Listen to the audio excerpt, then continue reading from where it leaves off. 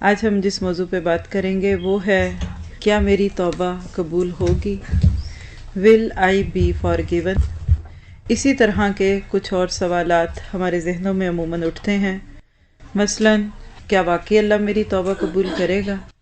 بعض دفعہ انسان جو سوچتا ہے اچھا پتہ نہیں میری سزا کیا ہے، پتہ نہیں جو زندگی میں نے گزاری ہے اس کے اندر جو گناہ میں نے کیے اس کے معاملے میں میرے ساتھ ہونے کیا والا ہے۔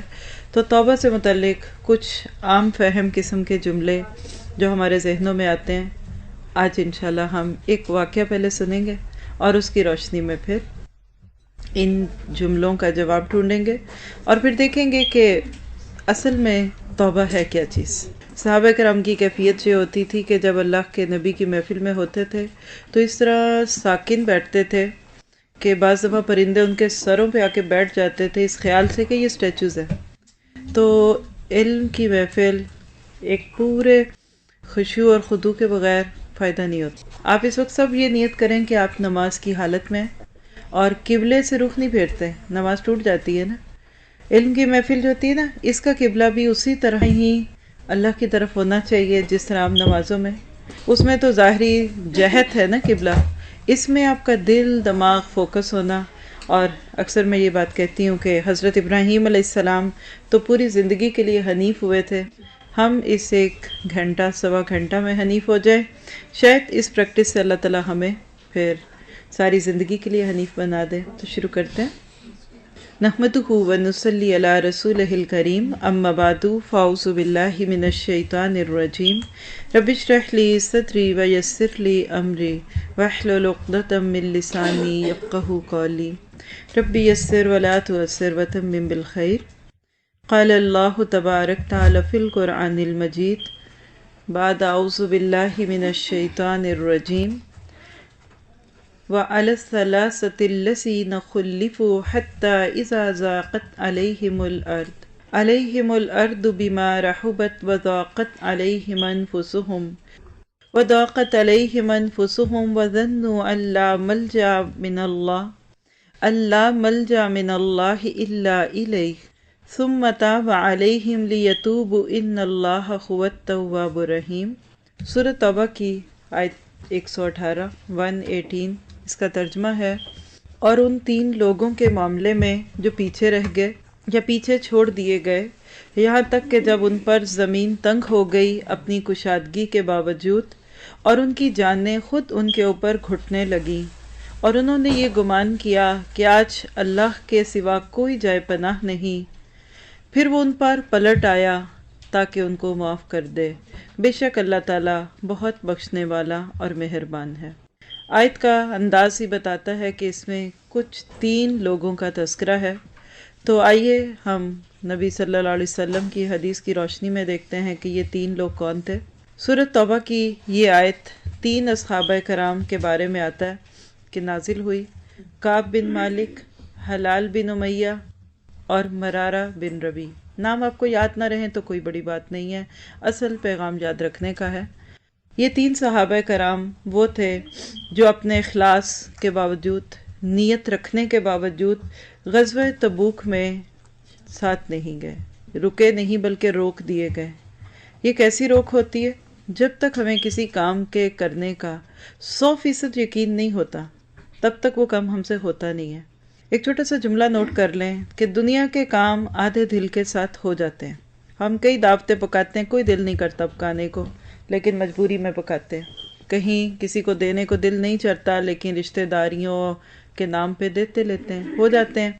ادھورے دل سے کئی کام دنیا کے ہم کرتے کراتے ہیں، لیکن اللہ کا کام آدھے دل والوں سے نہیں ہوتا، کیونکہ اللہ مکمل ہے، اللہ تعالیٰ کی ذات عیب سے پاک ہے، اللہ تعالیٰ کی ذات ہر چیز کو احسن درجے پہ لیتی ہے، اس لیے اپنے راستے میں نکلنے والوں سے بھی وہ احسن درجہ چاہتا ہے۔ یہ وہ 3 صحابہ کرام ہیں کہ جن کے دل میں تھا کہ ہم اللہ کے کام کریں گے، آج کی زبان میں آپ اس کو کہہ لیجئے، ان کی نیت بھی تھی، لیکن ابھی تک دل میں کچھ چیزیں تھیں کہ جس کے لیے انڈیسائیڈڈ تھے۔ مثلاً کھڑی فصلیں ہیں، آپ چلے گئے تو کیا ہوگا، چلو سوچ لیتے ہیں کیا ہوگا کیسے ہوگا، اور اسی قسم کے خیالات میں یہ لوگ رہے۔ ان میں سے ایک صحابی کعب بن مالک اپنا واقعہ خود سناتے ہیں۔ کوشش کروں گی کہ صرف بات کے اندر سے وہ چیز جو ہمارے آپ کے اس وقت فائدے کی ہے اس کو لے کے ایک چھوٹے سے واقعے کی طرح بتا دوں، لیکن یہ تفصیل سے آپ خود بھی صحیح بخاری میں واقعہ پڑھ سکتے ہیں۔ غزوہ تبوک ان دنوں میں ہوئی کہ جب کھڑی فصلیں تھیں، گرمی شدت کی تھی، اور عربوں کے لیے وہ وقت کہ جب فصل کٹے پورے سال کے انتظار کے بعد آتا تھا۔ ہر کسان کی طرح جب اس کے سامنے فصل کا وقت آتا ہے کاٹنے کا، تو اس وقت وہ اپنے آپ کو بہت زیادہ کیئرفل پاتا ہے کہ ذرا سی غفلت میرے پورے سال کی کمائی کو ختم کر دے گی۔ کچھ ایسا ہی وقت تھا، مسلمانوں تک خبریں پہنچ رہی تھیں کہ کچھ نان مسلم لوگ ہیں وہ مسلمانوں کی طرف ہاتھ بڑھا رہے ہیں۔ کون تھے اس کو چھوڑ دیجیے اس وقت، بس یہ سوچ لیں کہ آج کے دور میں جیسے کسی مسلمان ملک پہ حملے کی کوششیں کر رہی ہے کوئی سپر پاور۔ ایک طاقت تو یہ تھی، ڈرنے لگتے، کانپنے لگتے، شور مچاتے اور دب کے بیٹھ جاتے اور ہمدردی مانگتے اور انہی سے کچھ ہتھیار خریدتے تاکہ پھر انہی پہ چلائیں۔ اللہ کے نبی نے ایسا کچھ بھی نہیں کیا۔ آپ نے بہت جرأت مندانہ قدم اٹھایا اور برملا اعلان کر دیا کہ ہم رومیوں سے مقابلہ کرنے کے لیے نکلیں گے۔ اب یہ وقت تھا کہ جس وقت کوئی حالات نہیں تھے جنگ کے، کوئی اسباب نہیں تھے۔ جیش الاسرہ کے نام پر یہ جنگ معروف ہوئی۔ جیش کہتے ہیں قافلے کو، اسرہ کہتے ہیں تنگی کو، اسرت اردو میں بھی آتا ہے یہ لفظ۔ صحابہ کرام کے پاس سفر کے لیے سواریاں نہیں تھی۔ مخلص صحابہ کرام جو جانا بھی چاہتے تھے ان میں سے کچھ لوگ صرف سواری کے نہ ہونے کی وجہ سے جا نہیں سکے۔ 18 لوگوں کے حصے میں ایک اونٹ آتا تھا، یعنی 17 لوگ سوار ہوتے اور 18ویں کے بعد پھر ان کو باری ملتی، اور کھڑی فصل تھی، بالکل فصلیں تیار تھی، اور اللہ کے نبی صلی اللہ علیہ وسلم نے کوچ کا حکم دیا۔ بالکل اوپن بات تھی، کسی سے اب ڈرے نہیں، دھبکے نہیں، جو ہوگا کل دیکھیں گے۔ اور اس وقت جنگ کے لیے نکلنا فرض لازم تھا، ہر بندے کو نکلنا پڑے گا، بغیر عذر کے کوئی رک نہیں سکتا۔ ہوتے ہوتے مدینہ سارا لوگوں سے خالی ہو گیا۔ چند لوگ جن کے دلوں میں ابھی تک دنیا بسی ہوئی تھی اور جو اسلام کی خدمت صرف ان حالات میں کرنا چاہتے تھے جس میں ان کی دنیا کا نقصان نہ ہو، فارغ وقت کر لیتے ہیں اللہ کا کام۔ بہت سارا مال ہے، دے دیتے ہیں اللہ کے راستے میں، سکلز بہت ساری ہیں، چلو تھوڑی سی اللہ کو دیتے ہیں۔ ایسے لوگ صرف اس وقت اللہ کے راستوں کے کام کرتے ہیں جب وہ اویلیبل ہوتے ہیں، اور ذرا ان کی اویلیبلٹی اتنی کافی ہے نا، مہمان آ گئے ہیں گھر میں تو وہ صاف کہہ دیتے سوری ہم میٹنگ میں نہیں آ سکتے، سوری ہم یہ کام نہیں کر سکتے، ہم درس میں نہیں آ سکتے کیونکہ ہمارے گھر میں یہ مسئلہ آ گیا۔ یہ لوگ اپنے عمل سے اللہ تعالیٰ کو یہ بتاتے ہیں کہ آپ صرف بچی کھچی چیز ہیں ہمارے لیے، جب کوئی نہیں ہوگا تو پھر ہم آپ کو ملیں گے۔ لیکن اللہ تعالیٰ کو جنگ تبوک کے ذریعے وہ کھرے اور کھوٹے لوگ الگ کرنے تھے کہ جو ہر قیمت پر اللہ کے ہیں اور جو صرف اپنے دل سے اللہ کے ہیں۔ حالانکہ دیکھیے کفر اور اسلام کی بات نہیں ہے، دی بیسٹ اور بیٹر کی بات ہے۔ نکلنا تو سب کو ہی تھا، لیکن اللہ تعالیٰ دیکھنا یہ چاہتے تھے کہ کون ہر حال میں نکلتا ہے، اور الحمدللہ صحابہ کرام ہمیشہ کی طرح اس معیار پہ پورے اترے۔ اور یہ وہ وقت تھا کہ سر عام آپ نے دعوت دی کہ چلو بھائی نکلنا پڑے گا، اور اسلام کو مال کی ضرورت تھی، ہر دور میں تھی، کل جنگوں میں تھی، آج علمی جہاد میں اسلام کو مال کی ضرورت ہر دور میں رہتی ہے۔ نتیجہ کیا ہوا کہ ابو بکر صدیق اپنے گھر کا سامان لے آئے، حضرت عمر فاروق آدھا سامان لے آئے، حضرت عبد الرحمن بن عوف نے کثیر سامان دیا، حضرت عثمان غنی رضی اللہ عنہ نے 9 بار 100 اونٹ دیے، اور 9 بار نبی صلی اللہ علیہ وسلم کی زبان مبارک سے یہ لفظ سنے کہ آج کے بعد عثمان کوئی بھی اور نیکی نہ کرے تو اس کو کافی ہے، اور عثمان فی الجنہ، عثمان فی الجنہ۔ پھر آپ پکارتے ہیں کوئی اللہ کے راستے میں کچھ دینے والا، تو پھر عثمان ہی کا ہاتھ کھڑا ہوتا۔ ہم ہوتے ایک دفعہ یہ خبر سن لیتے کہ میں جنت میں ہوتا، ہم اس کی پارٹی منانے چلے جاتے۔ وہ عشرہ مبشرہ بن کے بھی پلٹے نہیں، وہ کیسے پلٹتے؟ اور یہ وقت واقعی اسلام کے لیے بہت نازک موڑ کا تھا۔ خیر وہ دن آ گیا جس دن قافلے کو کوچ کرنا تھا، اور صاف بتا دیا کہ دور جانا ہے، پیدل سفر۔ آپ سوچیں کہ جیسے آج آپ لنڈن میں تو آپ میں سے کوئی پیدل سعودی عرب تو نہیں جا سکتا نا، کوئی سواری ہوگی تو جائیں گے نا۔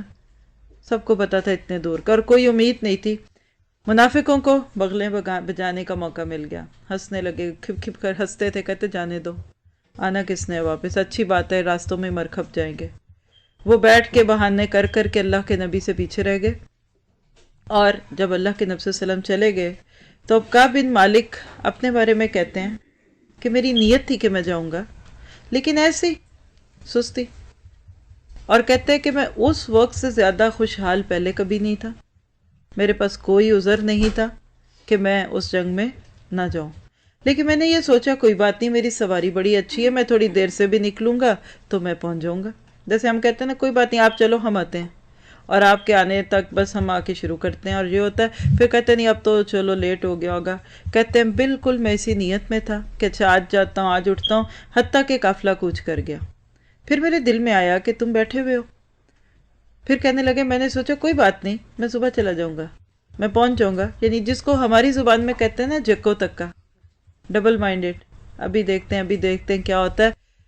اور یہ وہ صحابہ کرام تھے جو کئی بار اپنے اخلاص کا ثبوت دے چکے تھے، کوئی پہلی نیکی نہیں تھی ان کی، قربانیاں دے چکے تھے، ہجرتیں کر چکے تھے، غزوہ بدر کے شرکا میں سے یہ لوگ تھے، کوئی منافق لوگ نہیں تھے، لیکن ان کے دل میں اس طرح کا خیال آیا، کہتے ہیں کہ میں اپنے آپ کو ابھی نہیں پیش کرتا۔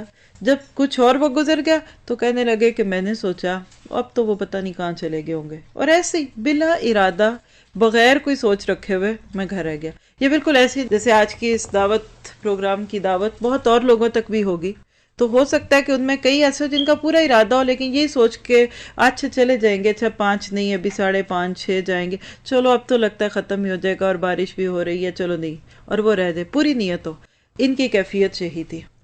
کہتے ہیں خیر قصہ مختصر کہ میں نہیں گیا، اس کے بعد کہتے ہیں کہ میں مدینہ میں جدھر دیکھوں یا مجھے عورتیں اور بچے دکھیں یا بیمار یا منافق، اور وہ منافق جن کا نفاق کھلا ہوا تھا۔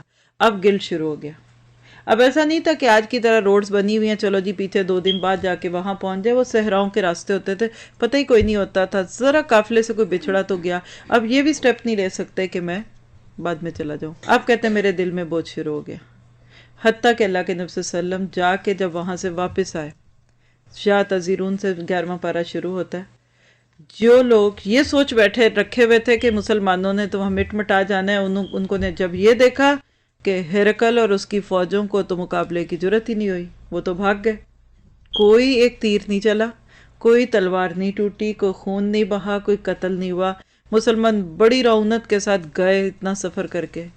ہاں راستے کی قربانیاں بہت تھی۔ دیکھیے کچھ لوگوں کے نصیب میں راستے بنانا ہوتا ہے، پھر وہ مر جاتے ہیں، بس اپنے حصے کا کام کر کے قبروں میں پہنچ جائیں گے۔ کچھ لوگ انہی بنے ہوئے راستوں پہ چل کے پھر منزل پہ پہنچتے ہیں تو جھنڈا لگاتے ہیں۔ اللہ نے ہم سب کے ہاتھوں میں مختلف نیکیاں رکھی ہوئی ہیں، کچھ صرف زمین کھود رہے ہیں دین کی۔ آج اس وقت امت مسلمہ جس دور سے گزر رہی ہے، واللہ ہی اس وقت جو لوگ بھی اللہ کے دین کے لیے اپنے آپ کو لگا رہے ہیں نا، وہ اس وقت بنیادیں کھود رہے ہیں، نئے سرے سے سورج طلوع ہو رہے ہیں، اس وقت زمین کھود رہی ہے۔ اس وقت کی جو یوتھ ہے یہ بڑی خوش قسمت یوتھ ہے، کیونکہ ان کے آگے بڑے بڑے چیلنجز آنے والے ہیں۔ اسلام کی فتح لازم ہے، اللہ نے دین کو غالب کرنا ہے، لیکن جیسے آج سے کوئی 60 سال پہلے پاکستان بنوایا تھا جن بزرگوں سے جو آج بزرگ ہیں یا فوت ہو گئے ہیں، کل وہ جوان تھے، اب پھر دنیا بالکل ایسے محاذ بنا رہی ہے کہ وہ نبی صلی اللہ علیہ وسلم کی ساری خوشخبریاں جو ہیں وہ پوری ہو کے رہنی ہے، اور اللہ تعالیٰ یہ موقع دیتا ہے کہ تم اپنی چھوٹی سی زندگی کو اللہ کے راستے میں لگا کر جاویداں کر دو۔ کہتے ہیں جب اللہ کے نبی صلی اللہ علیہ وسلم واپس آئے تو اب میں دیکھ رہا تھا کہ سب جو دھوکے باز اور جو بہانے خور تھے انہوں نے جا کے اللہ کے نبی صلی اللہ علیہ وسلم کے پاس جھوٹے عذر پیش کر دیے۔ کسی نے کہہ دیا وہ بیمار تھے، کسی نے کہا جی وہ گھر خالی تھے، کسی نے بچوں کی باتیں، کسی نے کچھ، حتیٰ کہ ایک شخص تھا جد بن قیس، منافق تھا دل سے، اللہ کے نبی کے پاس آ کے عذر کیا پیش کرتا ہے، کہنے لگا اللہ کے نبی صلی اللہ علیہ وسلم میں ایک حسن پرست انسان ہوں، اور میں نے سنا ہے کہ رومی عورتیں بڑی خوبصورت ہوتی ہیں، تو میں اس لیے نہیں جانا چاہتا رومیوں کے مقابلے میں کہ کسی عورت کو دیکھ کر میں فتنے میں نہ پڑ جاؤں۔ اللہ تعالیٰ کہتے ہیں وہ پہلے ہی پڑے ہوئے فتنے میں۔ اللہ کے نبی نے کہا آپ تشریف رکھیں، ایسے لوگ چلے بھی جائیں گے تو صرف فتنوں کے گھوڑے دوڑائیں گے۔ میں آپ سب کو ریکمینڈ کروں گی اگر آپ کے پاس میں 8 دن رہوں تو صرف سورۃ توبہ ہی پڑھا دوں، بڑا میرا دل چاہتا ہے، اور الحمدللہ جس کلاس میں ہم پڑھتے ہیں ہمیں بڑی اس سے ایمان کی قوت ملتی ہے۔ صرف سورۃ توبہ آج کی یوتھ پڑھ لینا، اور الحمدللہ قرآن پڑھنے والے بہت انجوائے کر رہے ہوتے ہیں، لیکن جب سورۃ انفال اور سورۃ توبہ پڑھتے ہیں تو ایسے لگتا ہے کہ اب جم گئے۔ اب اس کے بعد پھر سورہ ابراہیم کی آیتیں آئیں جو بھی آئے کہ اب علم تر کیف ضرب اللہ مثلا کلمۃ طیبۃ کشجرۃ طیبہ، پھر ایمان کا مضبوط درخت بنتا ہے جب بندے کا دل ان چیزوں کو قبول کرتا ہے کہ وہ کیا تھے اور ہم کیا تھے، وہ کتنی قربانیاں دے گئے اور ہم نے کتنی لی۔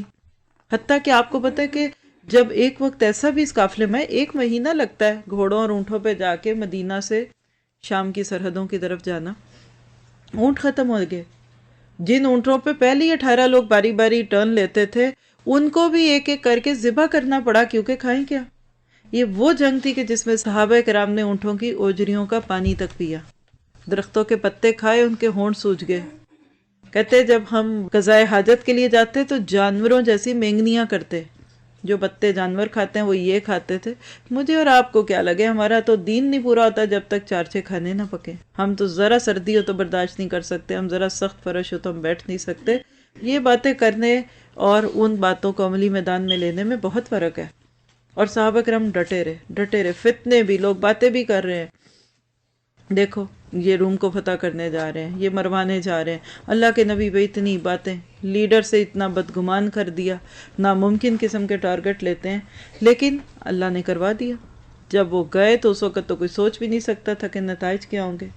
اب جب اللہ کے نبی فاتح بن کر آ رہے ہیں تو کعب بن مالک کہتے ہیں کہ میرے بھی دل میں خیال آیا کہ کیوں نہ میں بھی جھوٹ بول دوں، اللہ کے نبی نے کیا کہنا ہے۔ آپ دیکھیں آپ بڑے ایزی گوئنگ تھے، ہمارے لیڈرز کی طرح آج نہیں ہے کہ 4-6 لوگ ملیں تو پھر کہیں جا کے ان سے سلام کرنے کا موقع ملے اور ان کے ساتھ کتنے پروٹوکول ہوں۔ ہر ساتھ ایک عام انسان بھی آپ سے مل لیتا تھا۔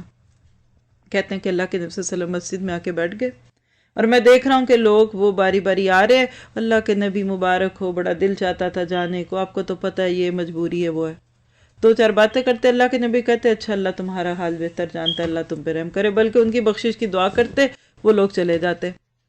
کہتے میں اٹھا، یہ شاعر بھی تھے کعب بن مالک، اور آپ کو پتہ ہے کہ عربوں کے شاعر سبحان اللہ، ان کی تو زبان ہی اتنی تیز ہوتی ہے۔ کہتے میں نے صاف جا کے اللہ کے نبی صلی اللہ علیہ وسلم سے کہا اللہ کے نبی باتیں مجھے بھی آتی ہیں، میں ایسی باتیں کروں کہ آپ کو قائل کر دوں، لیکن میں آپ سے سچ کہوں گا کہ میرا اللہ کے دین سے پیچھے رہنے کا کوئی عذر نہیں، میرے پاس سب حالات ٹھیک تھے، سوائے سستی کی اور کوئی وجہ نہیں تھی۔ کہتے جب میں نے یہ معاملہ کہہ دیا تو اللہ کے نبی نے فرمایا کہ جب آپ نے اتنی سچائی سے بات کی ہے تو اب آپ کا معاملہ اللہ کے ذمہ ہے، اب اللہ آپ کے بارے میں جو کہے گا وہی ہوگا۔ کہتے کہ جب میں وہاں سے اٹھا تو میرے رشتہ داروں نے مجھے کہا تو بیوقوف ہی رہے گا، جیسے ہماری زبان میں کہتا ہے تمہیں نہیں بات کرنی آنی۔ دیکھو وہ پیچھے بھی رہ گئے، باتیں سن بنا کے اب پھر بھی سچے ہو کے بیٹھے اور اللہ کے نبی سے محبتیں بھی لے رہے ہیں، تم نے سچ بول کے کیا بولا؟ کہتے میرے رشتہ داروں نے مجھے اتنی باتیں کی کہ میرے دل میں ایک دم آ گیا کہ میں جا کے کہہ دوں نہیں اللہ کے نبی میرا مسئلہ تھا، میں تو ایسے ہی آپ کو بتا رہا تھا۔ لیکن کہتے ہیں کہ اتنے میں صرف میرے ذمہ خیال آیا کہ کیا کسی اور شخص نے میری طرح یہی بات کہی ہے، یعنی کسی اور نے بھی سچا عذر پیش کیا۔ کہتے ہیں مجھے پتا چلا ہاں 2 اور جوان ہیں، حلال بن امیہ اور مرارہ بن ربی، کہ انہوں نے بھی سچ بولا کہ اللہ کے نبی صلی اللہ علیہ وسلم ہمارے ساتھ کوئی بھی مسئلہ نہیں تھا۔ کہتے جب میں نے سنا اور بھی 2 ہیں تو میں جم گیا، میں نے کہا جو بھی ہوگا پھر میں مانوں گا۔ اللہ کے نبی کو وحی کے ذریعے بتایا گیا کہ سب مدینہ والے ان سے بائیکاٹ کر دیں۔ واللہ کہنا بہت آسان ہے، صرف اسے ایک محفل میں آنے والے سے کوئی سارے لوگ سلام نہ کریں نا تو میرا خیال ہے کہ وہ کبھی واپس ادھر آنا نہ چاہے کہ میری تو بے عزتی کر دی۔ 40 دن تک سوشل بائیکاٹ رہا ان لوگوں سے۔ یہ مسجدوں میں جاتے نماز پڑھتے کوئی سلام ہی نہیں کرتا، یہ سلام کرتے کوئی جواب نہیں دیتا۔ ذرا سوچئے اللہ تعالیٰ کہتے ضاقت علیہم الارض بما رحبت، ان پہ زمین تنگ ہو گئی، جیسے کہتے ہیں نا میرا تو جینا محال ہو گیا۔ ایک دن کہتے ہیں میں اپنے ہمسائے جو ابو قتادہ تھے، جو میرے رشتہ دار میرے دوست بھی تھے، میری اور اس کے گھر کی دیوار سانجھی تھی، میں اپنی دیوار پہ چڑھا اور میں نے کہا ابو قتادہ سلام کرو، کچھ نہیں جواب دیا۔ کہا کیا میں تمہارا رشتہ دار نہیں ہوں؟ کوئی جواب نہیں دیا۔ کہا کیا میں اللہ اور اس کے رسول سے محبت نہیں کرتا تو میرے سے بات کیوں نہیں کرتے؟ کہتے اس کے جواب میں اللہ کا بندہ بولا اللہ اور اس کا رسول بہتر جانتا ہے۔ کہتے میری سلام کا جواب تک نہیں دیا۔ جب 40 دن گزرے دوسری وحی آ گئی، کہا کہ اب ان کو بیویوں سے بھی الگ ہو جائیں. کہا کہ اللہ کے نبی طلاق دے دیں. کہا نہیں، بس الگ ہو جاؤ. بیویوں کو میکے بھیج دیا. آپ ذرا سوچئے، باہر والے بات نہ کرے، گھر والے نہ. اور اس سے بھی بڑا ظلم کیا ہوا جس کو ہر دور میں لوگ استعمال کرتے ہیں. کعب بن مالک کہتے ہیں کہ ابھی یہ معاملہ چل رہا تھا تو میرے پاس روم کے بادشاہ کا ایک قاصد آیا اور مجھے اس نے بڑا خوبصورت شاہی خط دیا. میں نے اس کو کھول کے پڑھا تو دیکھیے کیسے لوگ توڑنا چاہتے ہیں. غیروں کو ساری خبریں ہوتی ہیں کہ مخلصین کون ہیں اور اچھے کون ہیں.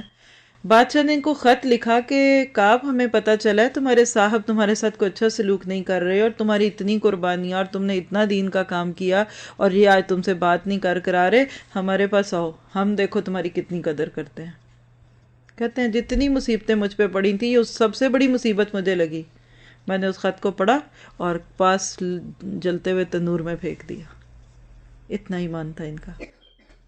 اور پھر 50 دن کے بعد اللہ سبحانہ تعالیٰ نے اللہ کے نبی صلی اللہ علیہ وسلم پر وحی کے ذریعے سے یہ آیات نازل کر دیں کہ وہ لوگ جن کا معاملہ پیچھے کر دیا گیا تھا اب ان کو معاف کر دیا گیا. اور ان کی توبہ کی خبر مدینہ میں لوگوں نے اس طرح پھیلائی کہ ہر بندہ دوسرے سے پہلے ان کو آ رہا تھا مبارک دینے. وہی ابو قتادہ جو کل تک سلام نہیں کرنے جا رہے تھے، وہ ان کو مبارک دے رہے ہیں، شور آوازیں اور مل رہے ہیں. اللہ تعالیٰ کہتے ہیں وَلَلثَّلَاثَةِ الَّذِينَ خُلِّفُوا، وہ جو 3 پیچھے چھوڑ دیے گئے تھے. پیچھے چھٹ جاتا ہے بندہ جب دل پورا نہیں ہوتا. اور اس طرح سے ان کی توبہ قبول کی. کہتے مجھے میری زندگی کا وہ دن سب سے خوشی کا دن تھا.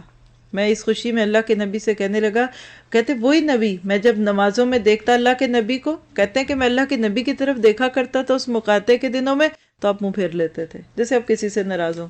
لیکن میں جب ذرا ادھر ادھر دیکھتا تھا تو مجھے پتا تھا اللہ کے نبی مجھے دیکھتے ہیں. یہ حالات تھے. لیکن جب اللہ یہ توبہ کی آیتیں نازل ہو گئیں تو اللہ تعالیٰ کے نبی خوشی سے ان کو مبارک دے رہے ہیں اور آپ کے چہرے سے خوشی پھوٹی پڑ رہی ہے. دیکھیے آپ کس شوہر سے ناراض ہوں تو خوش آپ بھی نہیں رہتے، آپ بچے سے ناراض ہوں تو خوش آپ بھی نہیں رہتے. اور اللہ کے نبی تو اتنی محبت کرنے والے تھے، آپ کیسے لوگوں کے ساتھ ناراض رہ سکتے تھے؟